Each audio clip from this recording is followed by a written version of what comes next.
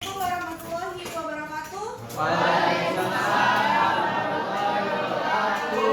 Selamat pagi semuanya. Pagi. Hari ini materinya adalah Pancasila sebagai dasar pengembangan ilmu pengetahuan dan teknologi. Ya, sudah pernah saya jelaskan, Pancasila sebagai dasar pengembangan IPTEK itu mengandung 4 pemahaman. Yang pertama, setiap IPTEK yang dikembangkan di Indonesia itu harus berdasarkan pada nilai-nilai Pancasila. Yang kedua, ya, setiap IPTEK yang dikembangkan di Indonesia itu tidak boleh bertentangan dengan nilai-nilai Pancasila. Yang ketiga, Pancasila itu sebagai rambu normatif dalam setiap perkembangan IPTEK di Indonesia. Dan yang terakhir, setiap IPTEK yang berkembang di Indonesia itu harus berakar dari budaya dan ideologi bangsa Indonesia itu sendiri. Nah, kemudian alasan kenapa Pancasila dijadikan sebagai dasar pengembangan IPTEK ada 3 alasan. Yang pertama, perkembangan IPTEK di Indonesia itu terkadang menyebabkan kerusakan lingkungan. Ya, sebagai contoh, ya, kadang kita ada gedung yang sangat tinggi, itu kan karena ada perkembangan IPTEK. Tapi kalau gedung yang sangat tinggi tapi tidak disertai dengan pembangunan berwawasan lingkungan, apa yang terjadi? Ya, kerusakan lingkungan. Makanya biasanya gedung-gedung ataupun usaha yang punya resiko yang sangat tinggi itu pembangunannya harus disertai dengan AMDAL, analisis mengenai dampak lingkungan. Ya, lingkungan. Kemudian yang selanjutnya adalah perkembangan IPTEK itu bisa merubah cara berpikir dan cara bertindak bangsa Indonesia. Sebagai contoh, yang tadinya kita kuliah itu secara konvensional dengan cara luring, sekarang bisa dengan daring. Kalau dengan daring, kira-kira sedisiplin ini enggak? Enggak. Oke, enggak ya. Tapi kalau secara luring, disiplin? Ya, oke. Itu merubah kan cara berpikir dan cara bertindak kita. Karena dengan apa?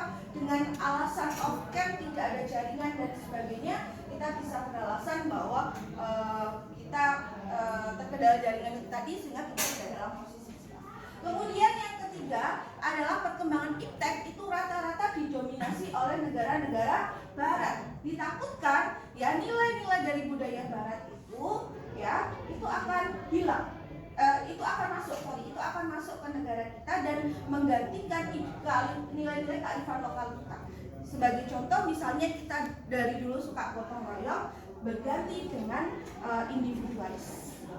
Ya, kemudian tantangan Pancasila sebagai dasar pengembangan IPTEK itu ada 4. Di antaranya adalah kapitalisme, di mana yang punya modal itu yang menguasai perekonomian.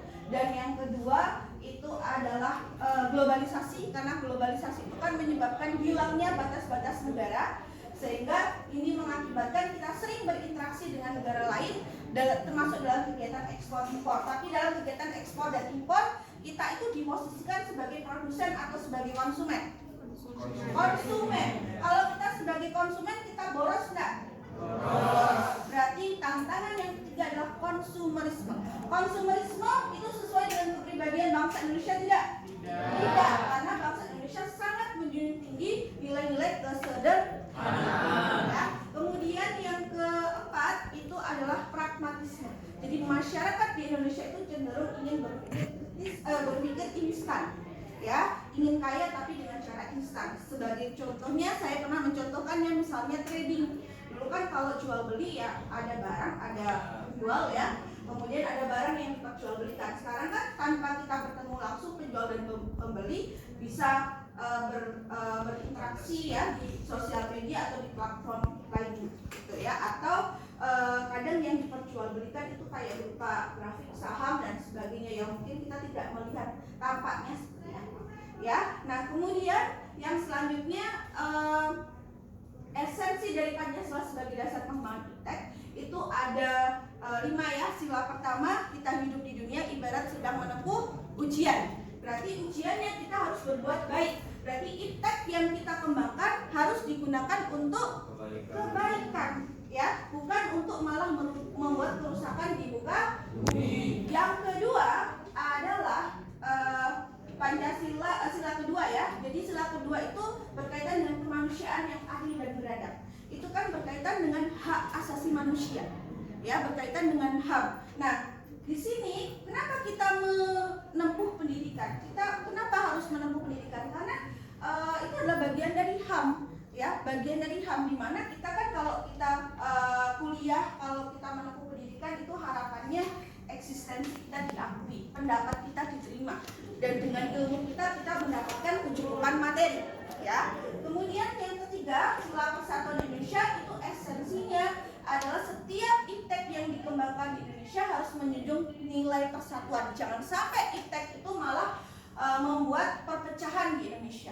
Kemudian sila keempat itu mengandung asas kerakyatan, dari rakyat, oleh rakyat, dan untuk rakyat. Berarti iptek yang dikembangkan di Indonesia itu harus dari rakyat Indonesia, oleh rakyat Indonesia, dan untuk rakyat Indonesia. Dan sila kelima, ya, setiap iptek yang berkembang di Indonesia itu harus menciptakan keadilan bagi siapapun. Nah, sekarang saya kasih persoalan, ya, teman-teman mengidentifikasi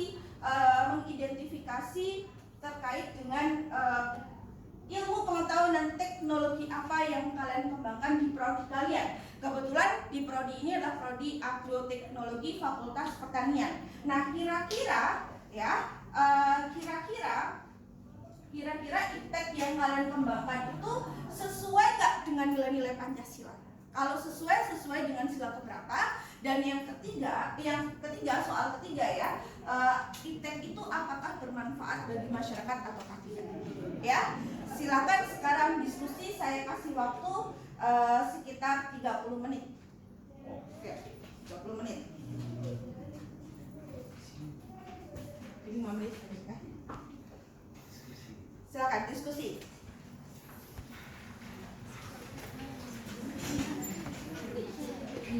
Oke. Tadi video ya, video ya.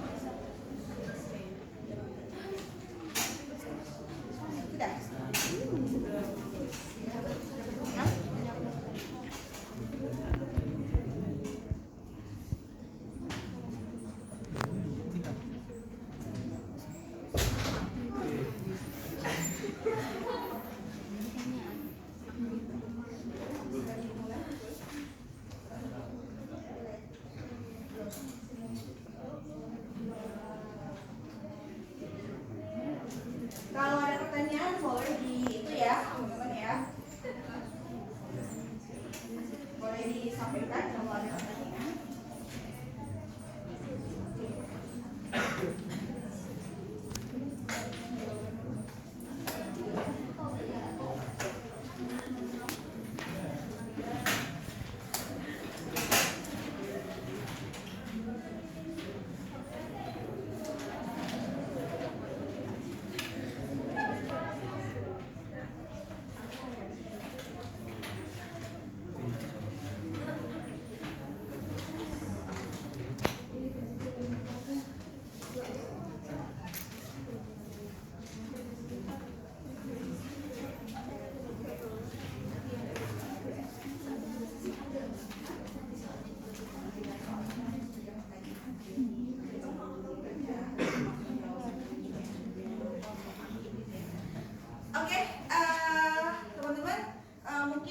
Diskusinya sudah selesai ya, sudah 30 menit berdiskusi ya. Hari ini mungkin saya coba dari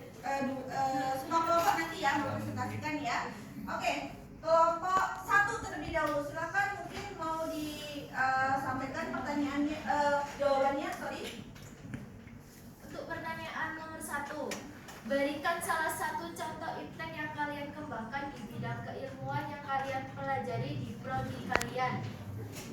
Nah, jawabannya itu salah satunya adalah mesin transplanter. Mesin transplanter itu kegunaannya untuk memberikan jarak yang pas antar padi yang ditanam. Yang kedua, apakah iptek yang kalian kembangkan itu sesuai dengan nilai-nilai Pancasila dan berikan buktinya? Ya, sesuai. Itu termasuk sila keempat. Dan Kenapa sila keempat? kenapa sila keempat itu kan karena kami yang membuat mesin transplanter untuk memudahkan petani-petani di Indonesia agar saat menanam padi itu tidak kesusahan, lebih mudah gitu. Ya. Yang ketiga, apa manfaatnya untuk masyarakat?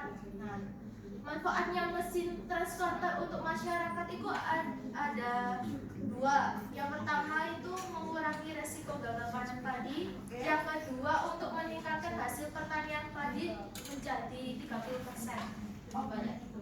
Jadi lebih banyak manfaatnya ya. Iya. Kalau biayanya itu terjangkau atau tidak? Karena kan bisa jadi salah satu yang menjadi kendala mesin transplanter ini itu adalah biaya, ya. Gitu. Sehingga petani juga membutuhkan modal yang besar. Takutnya seperti itu. Untuk biaya itu masih terbilang mahal ya.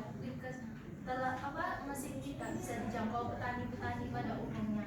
Oke, siap. Terima kasih untuk kelompok 1. Beri aplaus dulu untuk kelompok 1. Selanjutnya kelompok berapa ya? Kelompok 5. Silakan. Oke. Kelompok 5. Ya.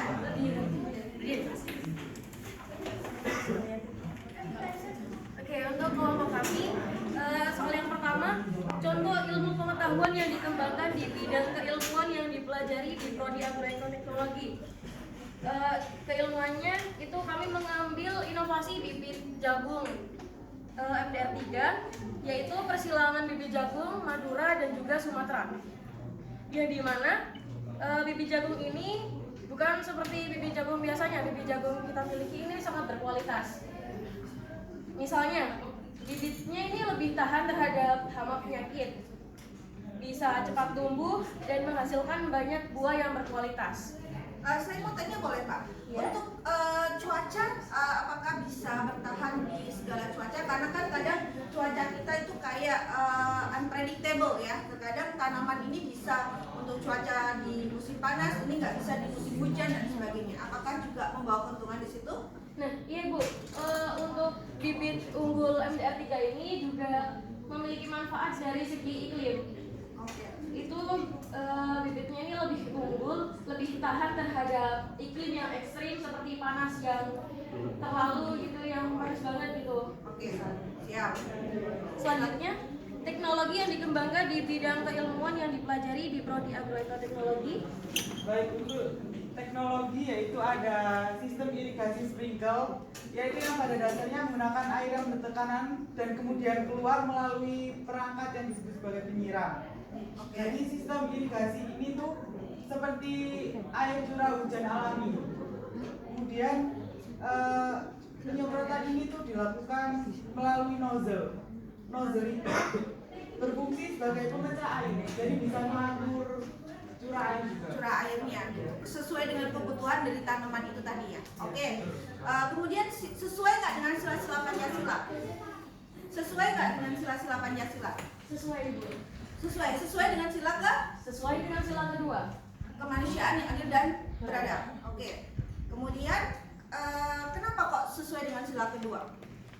Karena memiliki banyak manfaat untuk masyarakat sendiri. Seperti yang tadi bibit unggul, itu kan tadi memiliki fungsi yang lebih dari bibit-bibit biasanya.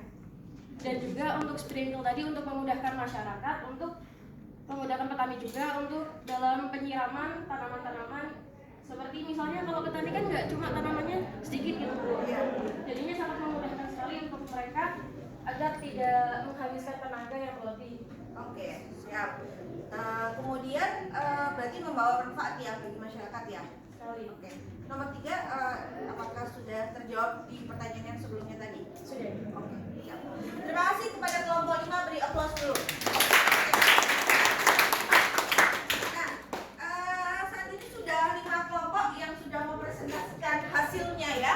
Nah, intinya apa?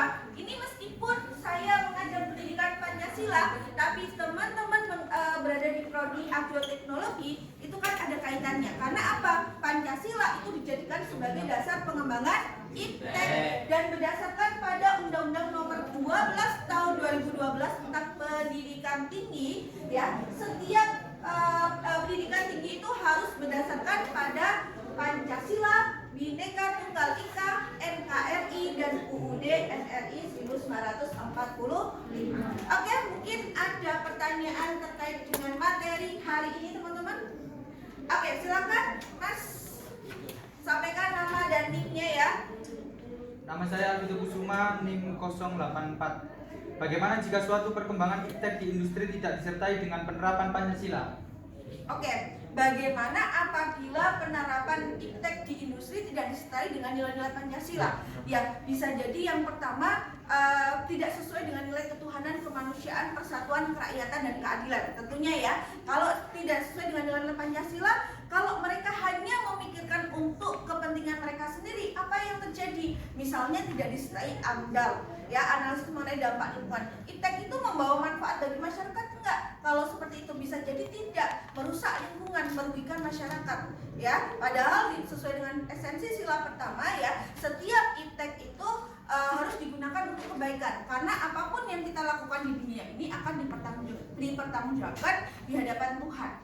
Kemudian sila kedua, kemanusiaan. Kemanusiaan itu sebenarnya bukan hanya untuk pelaku yang mengembangkan IPTEK saja, tapi juga untuk masyarakat. Misalnya teman-teman itu punya industri, tapi industri kalian tidak berdasarkan IPTEK, berdasarkan Pancasila sebagai dasar pengembangan IPTEK, mungkin membawa manfaat atau keuntungan pada kalian saja, tapi hak-hak manusia, hak asasi manusia yang lain tidak terpenuhi. Misalnya apa? Kalian membuang limbah sembarangan. Apa yang terjadi? Kerusakan lingkungan. Para petani tidak mendapatkan hak ekonominya secara maksimal, ya kan? Karena kerusakan lingkungan tadi. Saya pernah bilang ada film Sexy Killer, ya. Sexy Killer itu film yang menceritakan bagaimana kita bisa menikmati listrik, AC, lampu AC, televisi dan sebagainya, tapi kita tidak memikirkan dampak masyarakat di sekitar tambang, ya. Artinya apa? Kadang penambangan itu pun juga tidak berwawasan lingkungan. Yang dirasakan apa? Masyarakat merasakan kerugiannya. Banyak yang terkena penyakit ISPA, kemudian banyak yang meninggal karena jatuh ke lubang galian yang tidak ditutup kembali, rumah masyarakat retak dan sebagainya. Kemudian kalau itu bertentangan dengan sila ketiga sebagai Pancasila sebagai dasar pengembangan IPTEK, apa yang terjadi? Yang terjadi itu adalah perpecahan. Berarti kan tidak ada hubungan yang baik di sini karena masyarakat merasa dirugikan. Kemudian bertentangan dengan sila keempat, esensinya kan kita mengembangkan IPTEK itu untuk siapa? Untuk kebaikan dari rakyat Indonesia, oleh rakyat Indonesia, dan untuk rakyat Indonesia. Dan juga sila kelima itu tidak menimbulkan keadilan. Keadilannya mungkin yang menguntungkan hanya bagi pihak industrinya saja, tapi masyarakat yang berada di sekitarnya tidak mendapatkan keadilan di situ. Gitu Vito ya. Terima kasih atas pertanyaannya. Oke, mungkin kita cukupkan dulu ya, sudah 3 pertanyaan yang sudah kita jawab tadi ya. Mungkin kurang lebihnya kita bisa lanjutkan pada minggu depan. Saya mohon maaf yang sebesar-besarnya. Terima kasih untuk waktunya. Assalamualaikum warahmatullahi wabarakatuh.